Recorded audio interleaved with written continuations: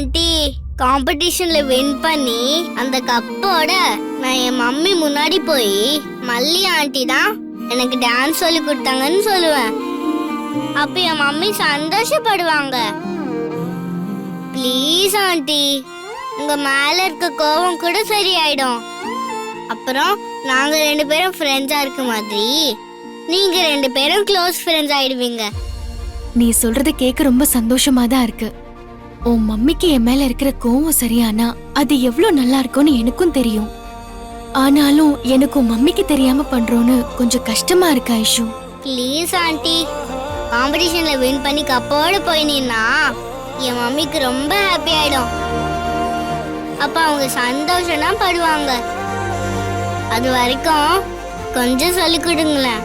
Few days தானே, எனக்காக பண்ணுங்களேன் ப்ளீஸ் ஆண்டி.